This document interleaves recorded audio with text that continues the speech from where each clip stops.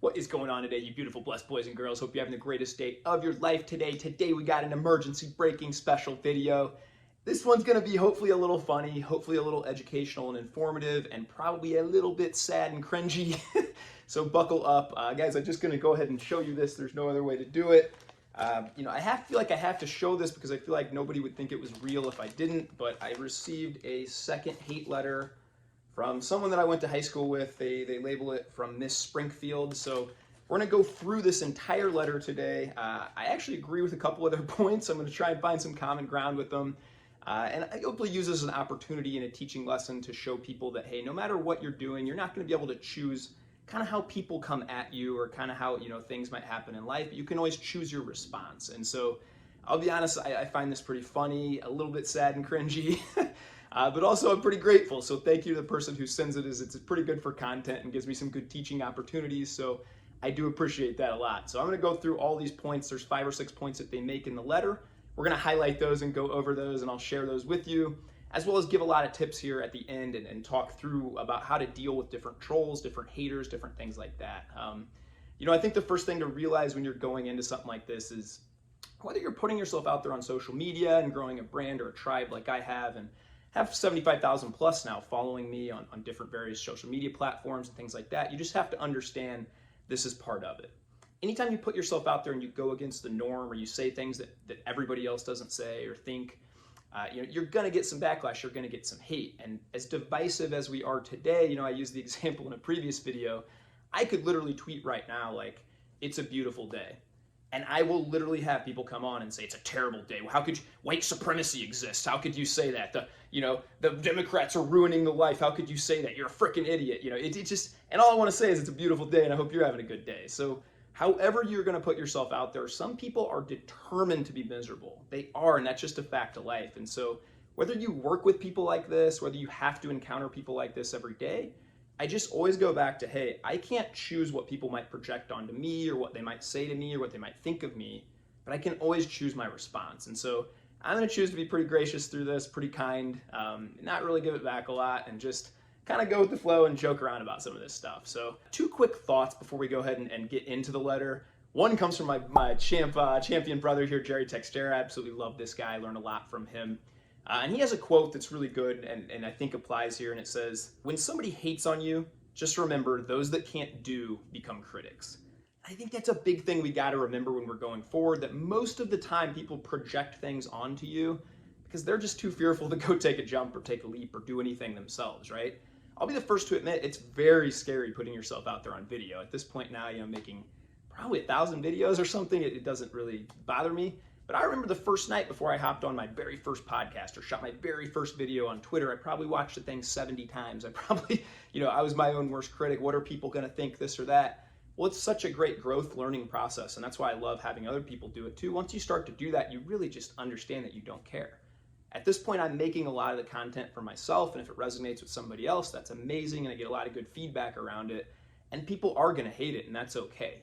Again, I can say anything, and somebody's going to find a negative with it. That's not really on my thing. So a lot of the times people just become critics because they're afraid to do, and they're just projecting their own thing. I also think they kind of secretly admire you. Somebody's taking the time to write out 2 hate letters and mail them to me and tell them all these things about me, and they buy my ebooks, subscribe to my newsletter, follow me on all this social. Maybe it's an unresolved crush, something like that from high school. I don't know, but it seems a little weird to me. So I do think there's a hint of just kind of a jealousy or a weird kind of thing in there too. That brings up another point and a really good quote I'm going to throw up here too. And this is one that really resonated from Leah Rimlett. Haters don't hate you. The reality is they fear they will never be able to get where you are right now. And, I do see this a lot. And, if I'm honest, early in my life, I might have projected some of my things onto these people. Before I really started growing and I hired Zach Hommel as my coach and I really started growing, I would look at some of these successful business guys and think, it's not fair, man. They're living the life that I want. They got the bank account that I want. They got the body that I want. They got the marriage that I want. They got a bigger faith than I. It's not fair, Well, I really just realized if I can get out of my own way, be super intentional, I can create any life that I want to. And so, I would challenge anybody watching this who might hate or have some kind of weird jealousy or some kind of weird thing around other people. It's just a better strategy, honestly, to learn and admire.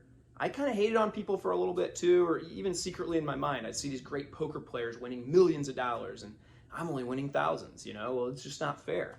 Well, what can I learn from them? What can I apply to it? Or if you can't, just click the unfollow.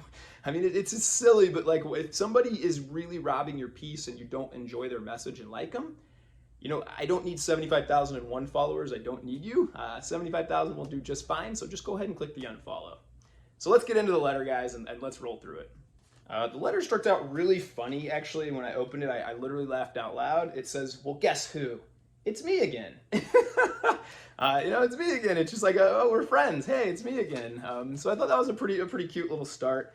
It goes on to say that I lied about her saying that she wished that I died. Now, I'm going to be honest. I'm actually going to give this one to you. I'm sure you're going to watch this too, as you tend to watch everything I do, it seems. So I'm going to give this point to you. I actually ripped up the last letter. I don't still have it, so I can't go back to reference it. And I think probably where I got a little confused, or where I just kind of said that, was, I know you wished me to hell many times. I know you said, I'm going to hell. God knows I'm going to hell, all these things. And so maybe instead of saying you wished I died right away, you were just saying that I'm going to hell, or my soul, or these kinds of things. So I'm going to give battle 1 to you on that point and say, you know what, maybe I did misspeak a little bit, that you didn't want me to actually die. You just somehow know that my heart, my intentions, my soul, which is a really amazing gift, and if you could teach others how to do that, maybe you should start your own social platform and do that. Seems like a pretty cool thing. The next point I find super, super funny as we move down. It says, everything you do is for Facebook likes. This one I really like. Now, look, I'll admit I'm a pretty strategic thinking guy. At this point, I made $1.5 million, $1.75 million in poker over a 20-year career. Growing a social media brand like I have takes some strategy, right? And I even go back to biblical, and I think, when God sent Jesus to the earth, he says I had a plan around it. And my favorite preacher, Eddie Lowen, gave a sermon once that said, as Christians, we should be strategic and think how we can make the biggest and most impact if that's what we're trying to do. So yeah, I studied Twitter, to be honest, for a few months. I admired a few people in the same space that I was, tried to see what they were doing, how they responded, how they engaged. I hired a person. These were all things to get from 0 followers to 75,000. It's not super easy. Many people try and they quit after a few weeks. So a lot of work and a lot of intent went behind that. Now, it's a lot different with Facebook. I literally don't care at all about Facebook. 0% of my business comes from Facebook. I do many $1,000s a month, every single month, off a Twitter business and things like this. Facebook is 0. I have no interest in growing a Facebook. In fact, the reason that I share on Facebook, the only reason I do, is because it takes about 15 seconds to copy paste over. And I'm routinely, not a week or two goes by that I don't get great messages like these from people. Sending them saying thank you. That's the exact message I needed to hear. Hey, thanks for being you, Ty. I appreciate that. And that message really resonated. So again, if it doesn't resonate with you, that's okay. It doesn't need to resonate with everyone. Maybe just click the unfollow. But I can give you a quick little 30-second Facebook strategy, since I am a pretty strategic thinker, and tell you, if I really cared about getting Facebook likes and growing Facebook, all I would do was post stuff like this. I got 3 adorable, cute kids. All I'd have to do all day is post my adorable, cute kids on Facebook. That's what gets Facebook likes. For my 30 seconds of research onto Facebook, that is what I have noticed. If you want to grow a big Facebook following, have some cute kids, post a bunch of pictures of them playing, you'll probably grow on Facebook. If that's what you care about, go that route. I think it's pretty clear I don't care at all about growing on Facebook. I only share because I do get a lot of good feedback from a lot of people saying, hey, this really hit me at a moment in my life where I needed it. So that's why I share on Facebook. Also, by you mentioning the Facebook likes, I know that's probably a big deal to you. People often will project onto you what they lack in themselves, and so it would not shock me if you're out there posting whatever you're posting and no one's engaging with you. Maybe you've tried to grow your own social media brand and have failed in the past. And that's why you kind of project that onto me. If I'm very honest, I have never one time thought, oh man, I'm not getting Facebook likes. In fact, here's one of my most recent Facebook posts. It's this right here. And this is a sermon I linked from a great preacher, Eddie Lowen, here in town. And I think my wife liked it and the preacher liked it. I don't expect a lot of people to be liking random sermons I'm putting out and saying an impact on me, but my hope is that one person watches that or 2 people watch that and they have a takeaway and a really deep impact from a sermon like I did. So I think it's pretty clear my strategy on Facebook is not to try and build a massive following or a bunch of numbers. It's just to share and hopefully 1 or 2 people have a takeaway and help. Now, if you do want to gain your own following, if my intuition is right, and maybe you are a little hateful that I have been able to grow this platform and maybe you have not, I will give you a 2-step process, honestly, to grow a social media following. This is absolutely free, And this is the fact of me loving my enemies, man. You mail me a hate letter, I'm going to give you some love back and show you exactly how to build a social media following. Step one, this might be a hard one for you. You're going to have some internal self-work. You cannot be a hater. That's the thing. You're never going to grow a social media brand unless you have this abundance mindset, unless you go at it with, let's just build a bigger pie. Who can I network with? Who can I grow from? Who can I learn from? You got to approach it in that way. So you really got to change your whole mindset around if you want to do this. Number two, watch my growth guide, man. I put out a free video on YouTube once I hit 40,000, basically telling you exactly how to grow on Twitter. Put this out for free. I run growth groups on Twitter and actually help other people with similar messages grow their groups now. So if this is anybody out there watching that wants to grow their brand on Twitter, hit me up, man. I'll help you. The next fun point came right here, which I'm going to say, again, we're going to agree on something here. I really like this. It says, God knows, and according to research, please read the research. Now, I like that, the please aspect of it. You know, I dig kindness. That's a big part of my message. I think we should all be kind. So I dig that. But you said, you know, God knows your heart. And you know, I'm all about that. We're going to agree on that 100%. And, you know, if I'm very honest, some of the things I've put myself through, put my family through, 99% of my social media stuff has been really positive. Everybody in real life that I meet, I've met, you know, probably 40, 50 people just out, you know, when they come visit Vegas off Twitter. I've led retreats now with, you know, tons of people. In all, probably met several hundred people offline. And every experience has been wonderful. You know, most of the interactions I have day-to-day basis are really wonderful. But I do get hate mail from you. And I do every day wake up to some really nasty things about me, my family, other people. And so, yeah, to put myself out there, you know, it's not all gravy train, right? And the reason I do it is because I feel super called. I feel like a few years ago, God laid this on my heart to share and to build and to come to some of these darker places like Twitter and be a light. And, you know, I don't need to prove myself to you. I don't need to say anything, but I have literally prayed with thousands of people off of Twitter. Just hopped on calls and prayed with them off of certain tweets. I have seen people now on the brink of divorce and addiction completely change their lives around and save their family. I've seen people who told me they don't believe in God get baptized 2 or 3 months later off of following certain people off Twitter, myself, Zach Hommel, Joey Devlin, other people like this. So I see miracles every day, and it's really cool. You know, when I first started coaching and got my own coach, Zach Hommel, the GOAT. I'm gonna put a picture up here of Zach Hommel. Freaking love this guy. Take a bullet for you in the arm or the leg, buddy. Maybe not the heart, but you know, he told me, he said, Ty, you know, when you go all in for Jesus, I need you to expect a couple things.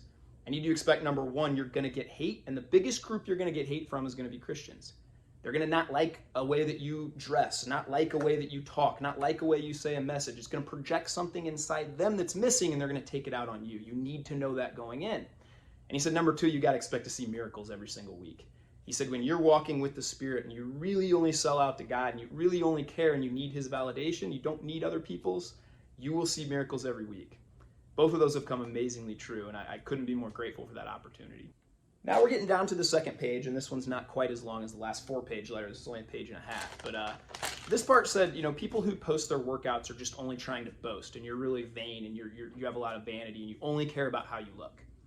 Now, I do find that funny because in the last letter, I specifically remember you telling me that you're not even that good looking, you're not even strong, you're not even fit. My brother's sister's, dentist's, barber's husband is stronger than you. You're not even strong. I remember you going off on these tangents. So which is it? Am I strong? Am I not? Do you care? Do you not? It's, you know, here's the thing. I routinely say in my message, I could be a lot stronger. I could be in a lot better shape if I wanted. Sure. I can pay the cost and get that. For me, I use fitness as a couple things. Number one, God loaned me my body. I consider this my earth suit. It's on loan from Him. The same way that He gives me money and I should be a good steward with that, He gives me time and I should be a good steward with that. I should also be a good steward of my body. That's literally how I view fitness. 99.9% of my workouts, I'm listening to sermons or praise music as I'm in the gym, and I don't take it that serious, to be honest. I go in there and I have a really good time and I praise God for the healthy body that He gave me. That's how I view fitness. When I coach other people around it, I'm not telling them go out and set PRs every day, go run till you puke. Make it enjoyable, make it something you love, make it a part of your lifestyle. It's just a fact. If we're healthy, if we're of a good BMI, if we're of a good weight, a good healthy weight, we can live longer, we can have more energy, we can be more active, we can be better parents, all these things. So there's no downside to being fit. That's why I just encourage people. Now, I don't care if you're 600 pounds or you're 160 pounds. I'm gonna love you either way, encourage you, and root for you. But I do think it's foolish if we don't sort of acknowledge that, hey, God did loan me this earth suit. It's not mine. If you're a fellow believer, you should have that kind of mindset that I want to honor God every day by moving my body, by giving a crap what I put into it, and by taking care of it. So that's how I view fitness. You make another point in there that I'm preoccupied with my looks. I find this one really, really funny, to be honest. I get made fun of all the time about my haircut online. Every time I post a video, somebody says, go get a real haircut. For like 7 years, my wife has cut my hair and my daughter. I literally let my 6-year-old daughter cut my hair and my wife. I don't care, man. I really don't. I'll be honest. My wife thinks I'm really hot, and I know that because we're 8 years into a marriage and we got a really good, unpassionate, lustful marriage. And it's fire. She tells me a lot. That's who I care about. If my wife thinks I'm really hot and that's cool, that's enough for me, man. That's cool for me. I don't really care what you think or what other people think.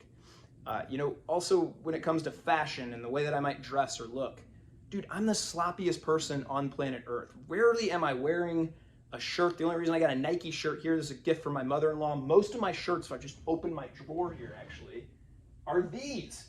They're cut-off shirts. This is what I wear around every day. Live generous. It's places we donate and I get free shirts. Those are most of my wardrobe. Right now I'm in Kmart shorts. They're $8 from Kmart 10 years ago. I don't really care how I look. I've spent no money or cosmetic stuff into the way I look. People comment all the time. I got kind of a snaggle smile sometimes when I smile. Why don't you fix your teeth? Things like this. I just don't care. So, for you to come at me and say that I'm preoccupied with looks or anything like that, I find pretty humorous, and that's one that I could just kind of laugh at. So we'll move past that one quickly. Now we're moving to the end, and this is the part I think it gets a little dark and a little sad. And, I really felt for you a little bit in this part because it says, Tyler, first thing that we do when I meet up with our friends in Springfield is we talk about you. We make fun of you, and we laugh at you, and we joke about the silly videos you're doing or the things you're saying and the bullshit that you post. Those are your exact words. I just find this really sad that you're meeting up with friends still from 20 years ago. This is 20 years ago, the last time that we interacted. I'm about to be 39. I've been out of high school for over 20 years. So have you. And the first thing you're talking about is what I'm doing and the fact that you don't like it. Like, don't you have your own hobbies, your own goals? Aren't you growing as a person, as a mom, as a believer? Striving to be better at these other things. Like, I can't imagine at this point in my life going 20 days without growing and without looking back in those 20 days and saying, wow, I've really grown in my fitness and my faith and my finances and all these areas. And those are the kinds of conversations I have with people. When I'm talking with my buddies, it's, hey man, how can I pray for your soul? How can I pray for your heart? How are you? What are you lacking? What can we do to get better? Here's what I'm working on. Here's my goals. I mean, in the last 20 days, I've gotten the opportunity to hop on the phone with a billionaire off Twitter that follows me. I've finished another book and taken a bunch of notes on it. I've started to record a couple other unique podcast things coming up down the road that I'm really excited about. I've gotten better at poker and studied with that, networked with other people about running a charity event here in town. There's just a million things, had a bunch of hard conversations and deep conversations with my wife and grown in that relationship. I just can't imagine after 20 years you're still sitting in the same hometown, talking about the same people, whining about the same stuff. It just makes no sense to me. And I would just urge you here to take this moment to say, why? Does that serve you? Does that serve your best life? And I just ask you at this point, click the unfollow. If you send me more letters or anything, this will be the last one I'll ever do. It's kind of fun to make this content and have a little jest or whatnot, but at this point, it just got pretty sad to me to think of someone 20 years later still in the same spot in life, still in the same hometown, still talking about the same people, the same stuff. Get a hobby, get a notebook, write down some goals, write down who you want to be and go out and be that person. Who cares what I'm doing? Two last parts at the end I'll wrap up here really quickly on the letter. You said my new ebook sucks. Thank you again for buying it. The only way you can read it is if you buy it, and so that's $15. I've actually sold just under 500 ebooks now, and we're almost at $8,000 in sales, which is all profit because I think it cost me about $12 an ebook to put out. So amazing, man. I never thought I would have that kind of reach with just a simple ebook, and I enjoy writing them. They're a lot of fun, so thanks for being a customer. I appreciate that. The last thing you said in here was don't come back to the workplace. The workplace doesn't want you. You're a loser and you couldn't get a job. I'm going to say deal on this one, baby. I ain't coming back. I'm never having meetings about how the meeting went ever again. I'm going to be playing pickleball every day. Just got home, actually, playing with my kids in the park for 2 hours. I get to hop on a call with a cool dude after this, then play some poker after that, then hang with the fam after that. So it's, I'm going to structure my day and my life exactly how I see fit. I don't want to sit in an office. We're going to agree 100% on this. I will never be back to the workforce. This is my life. This is my calling. So I appreciate that very much. We can end on a high note there and say we both agree. Neither of us want me back in the workforce. That's going to be a good thing. So, guys, I want to wrap this up with kind of some things to end with and how you can take away and deal with trolls, right? I say this a lot, but we, again, cannot choose what happens to us. A few mornings ago, I walked up to the park, and every morning I take my shirt off, and then I take my shoes off, and I just walk around the park. I've been doing this for a few weeks. It's grounding just to help my plantar fasciitis, and people have told me this is really good for your feet. When I came back, my shoes were stolen. Somebody had left my shirt, and they stole my shoes. Now, these are 6-year-old shoes. I feel bad for them. They're probably kind of stinky. If they wanted them, I just would have given them to them. Probably would have washed them, offered to wash them first, and then give them to them. But at that moment, I have a choice, right? I have a choice. Am I going to be angry about it? Am I going to be upset about it? Am I going to be, PO'd that I have to go buy a new pair of shoes? Or am I just going to smile and say, you know what? I really, truly hope that those people needed the shoes more than I did. And just continue on realizing blessings are all around me and I'm going to have a great day. When these trolls and these people write you nasty letters and things like that, or maybe it's not even that, you're not putting yourself out there on social. Maybe you just have a boss that's writing you all day, or a client, or coworkers, or some kind of mean people in your life that are constantly putting you down. I would give you 2 tips there. 1, remove yourself from that as much as you can, or take steps to get out of that. And 2, just control what you can control. Smile. Be a blessing. Impact that energy in the room. The same as I'm coming back here and just kind of saying, you know what, this isn't going to affect me. I'm going to throw this letter in my drawer and probably never look at it again after this. If you get a mean comment, my first mentor, Phil, shout out to Phil, love you, Phil. We're going to throw him up on the screen here. He had this saying, was it a bad day or a bad 5 minutes you let ruin your day? And I think too often, we let that, well, this person cut me off in traffic, now I'm mad. This person, did this and now it upset me. Well, you always have choice from there. You cannot choose what happens to you, but you can always choose your response. And so I'm just always going to choose to smile. I'm always going to choose to see the good, to be kind, to love people right back. And again, that's just going to be the way I choose. And I think it's a better way to live. So especially if you're going to put yourself out there on social, but even in day-to-day life, I would just offer that suggestion to you. When people come at you with negativity, go above them. Just bless up. Keep blessing up. It's a better way to live. You also need to understand that you can't be a slave to other people's applause.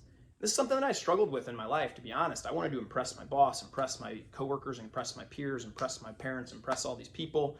And then I got to a point about 34, 35 in life where I just don't care. Like literally, I tell people this all the time, even when they hire me and pay me a lot of money for coaching. Hey, when we hang up the call, if you tell me, hey, Ty, I think you suck and I hate you, I am still going to say, I love you, bro. Have the greatest day. And I'm going to go on and have the greatest day. It's just not going to affect me. I've gotten to a place in my life through some work where, hey, I know God loves me. I'm a child of God, and I know He created me uniquely and individually, me. And I know I love myself, and I know my wife loves me and lusts after me too. If I got those 3 things, man, I don't care. I don't need any outside approval. I don't need any kind of other things like that. So you really need to do some work and get yourself to that spot in life. If you kind of only care about the applause from others, then you become a slave to their cheers. And so you really need to have that deep internal self-belief that I know where I'm going, I know what my mission is, and I don't really care about the noise that's going to happen along the way. You also just need to understand if you're going to share on social and put yourself out there, there is going to be a cost. I was warned about this when I started from some bigger accounts and things like that. And nah, man, I'm the most positive dude. I just love everybody. I'm going to encourage them. It's going to be great, And I've seen that come to pass now. So you just need to know that going in and kind of have a game plan around it as to how you're going to respond and how you're going to react. So I just want to wrap this up, guys, by saying thanks again for watching. To the person who sent the letter, again, I wish you nothing but the best life. It's pretty clear from the letter. 20 years later, you're kind of still doing the same stuff that you were 20 years ago. I hope that changes. I literally hope you watch this, and I hope you write down some goals and you become the best version of yourself. I think that's what we're all here to do, right? Who can you impact? Who can you love on a little more? How can you become the best version of you? So anybody else out there watching, if you have to deal with trolls, haters, whatever, I would say just keep smiling as they come along. You got to guard your peace above all else. And so this will be my boundary. You can mail me 19 letters every week, as much as you want. I will not open them from here on out. They'll just go in a drawer. And I'm just going to kind of let you know this will be my last one. From here on out, we just keep going positive. We keep going forward. We keep blessing up. We keep being kind. That's how we change the world. So much love. You guys go have the greatest day ever. Be kind to yourself. Be kind to others. Bless up, lift up, and let's go have the greatest day of our lives, baby. Have a good one.